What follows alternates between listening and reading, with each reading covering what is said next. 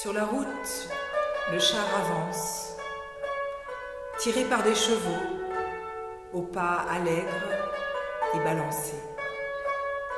Dans le char, ils sont à deux. Le marchand assis devant, qui profite de ce rythme régulier donné par le pas des chevaux pour refaire les comptes. Et vraiment, il a fait de bonnes affaires. Il en est d'autant plus content que c'est la première fois qu'il s'est rendu aussi loin dans le pays, aussi loin que possible tout en restant dans le pays. Et il ne le regrette pas. D'autant plus qu'il emporte avec lui un trésor, bien caché au fond du char. Ce trésor, il est dans une boîte. Et cette boîte, elle est fermée. Et le trésor, là-dedans, il étouffe. Et en plus, il se sent mal sous cette chaleur. Et puis il peut pas respirer. Et puis il peut pas se tenir debout. Ça bouge dans tous les sens. C'est un charivari. Heureusement, ça s'arrête.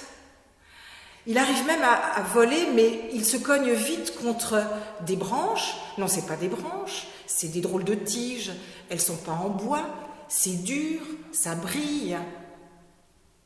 Le marchand, lui, est tout à fait content de la volière qu'il a trouvée pour placer son trésor, cet oiseau qu'il ramène de cette lointaine contrée. Bien sûr qu'il est beau, cet oiseau noir, avec un plumage qui vire parfois au violet ou au bleu roi.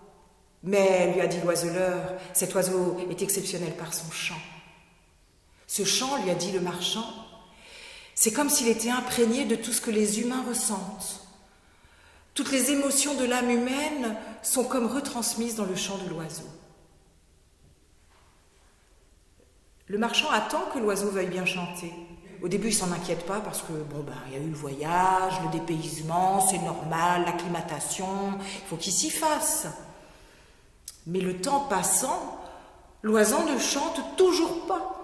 Alors un jour, le marchand se plante devant la cage et dit « Oiseau, j'attends mon chant !» L'oiseau, lui, c'est pas qu'il veuille pas chanter, mais il n'y a pas le moindre son qui sort de sa gorge.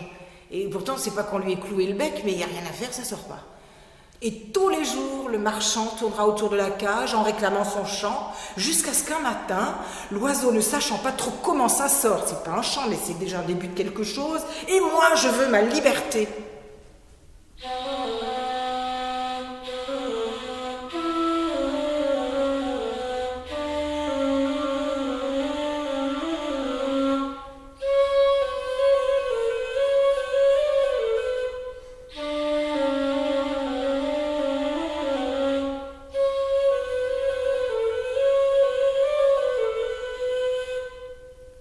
Ce jour-là, le marchand ne réclame rien à l'oiseau.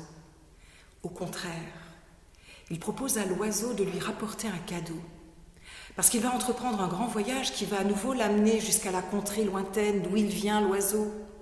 Alors il pourrait lui ramener un souvenir. L'oiseau dans la cage ne sait pas quoi demander. Un souvenir, ça lui facilitera pas la vie et ça lui rendra pas son chant. Il fait comme un signe au marchand de venir plus près, de coller son oreille contre la cage, et il lui glisse une demande à l'oreille. Le marchand est surpris, mais il est d'accord, ah oui, ça, il peut bien le faire. Le voyage est entrepris, les affaires sont conclues, et le marchand tient sa promesse. Il se fait indiquer par l'oiseleur par où part la bonne route. Il s'y engage jusqu'à ce que la route entre dans la forêt, que la route se fait chemin, et puis le chemin devient une sente, et à un moment donné, il n'y a même plus de sente, il n'y a même plus le souvenir d'un passage. Mais à ce moment-là, le marchand entend des chants entremêlés. C'est comme une chorale qui se déploie. Plus il avance, plus ça prend du volume, plus ça prend des nuances, plus ça prend de la vie. Et il arrive à l'endroit que lui a indiqué l'oiseau, une grande clairière, au milieu de laquelle il y a un arbre blanc. Et le feuillage de cet arbre est fait de plein de plumes noires qui brillent dans des couleurs violettes ou bleutées. Le chant s'est arrêté dès qu'ils ont vu le marchand tous ces oiseaux rassemblés sur l'arbre. Le marchand ne doute pas que c'est ça, toute la famille de l'oiseau qui vit chez lui. Il se plante devant l'arbre et il se fait le messager comme l'oiseau le lui a demandé. L'oiseau qui vous manque dans votre famille vit chez moi. Il n'est pas à plaindre, il a une belle cage. À peine a-t-il fini de parler, pof, un oiseau tombe à terre, comme mort.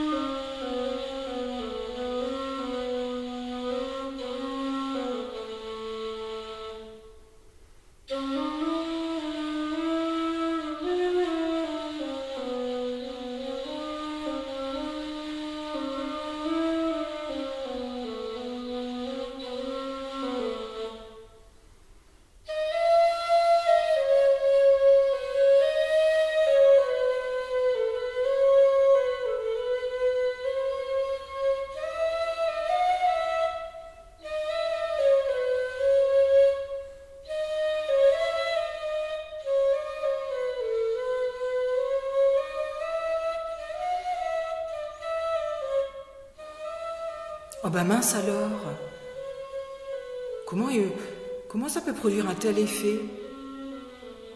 L'oiseau mort devant ses pieds?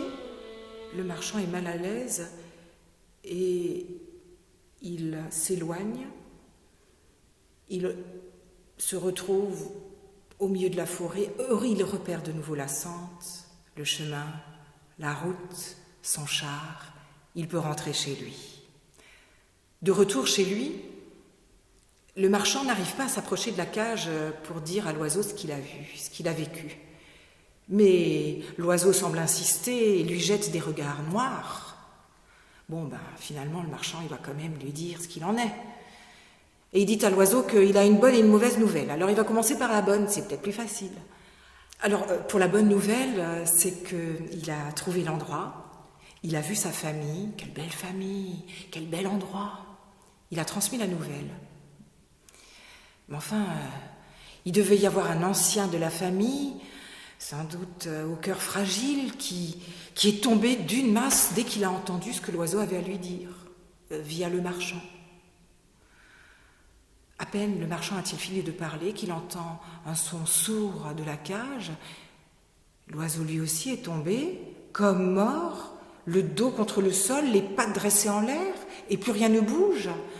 Le marchand ouvre la cage, il prend l'oiseau. C'est une masse inerte.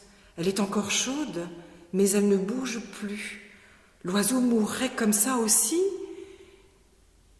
Il va vers la fenêtre de sa maison, un peu d'air frais peut-être. Il dresse l'oiseau comme une prière implorante vers le ciel. Et hop, l'oiseau en profite pour s'envoler et aller sur la plus haute branche de l'arbre dans la cour intérieure de la maison du marchand. Et là, l'oiseau se met à chanter.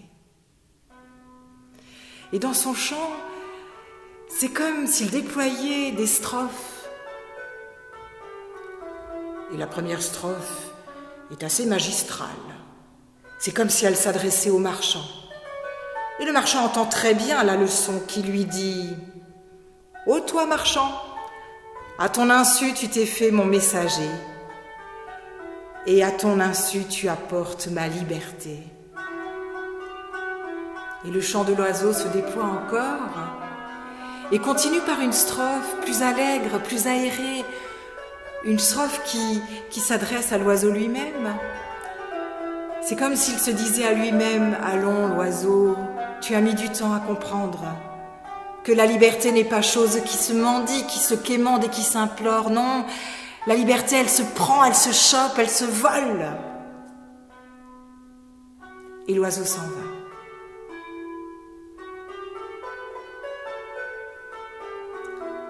La parole du vieux sage, c'est une fois encore vérifiée quand elle dit « La vérité,